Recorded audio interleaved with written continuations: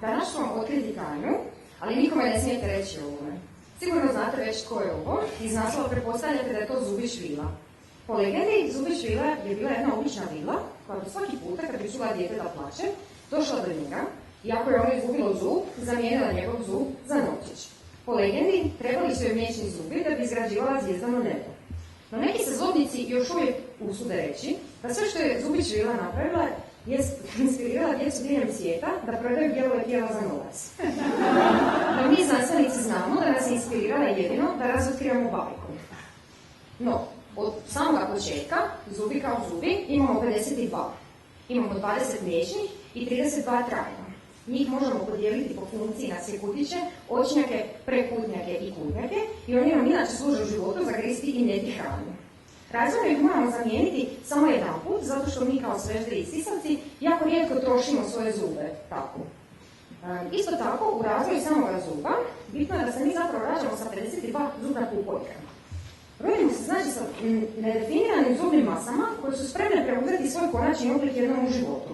Prvi taj svoj oblik počnu preuzimati mliječni zubi. Oni stupaju na scenu oko 4. mjeseca života, a nasile cijelo svoje susjedstvo oko 2. godine života.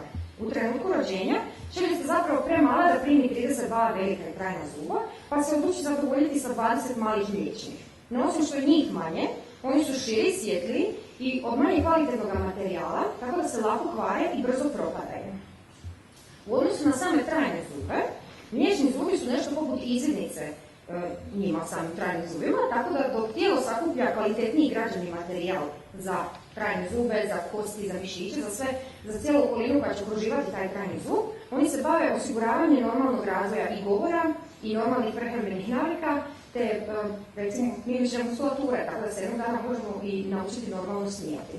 Prvi trajni zub niče oko 6. godine života, onoga trenutka kada tijelo sazna da je čeljust dovoljno velika, pošalje i aktivira svoje posebne stanice za upravljanje kosti i onda one aktiviraju svoje posebne razgrađujuće djelače, nešto poput glica i greca, da počnu rastapati sami zubni korijen i sve sveze koje ga drže za okolinu.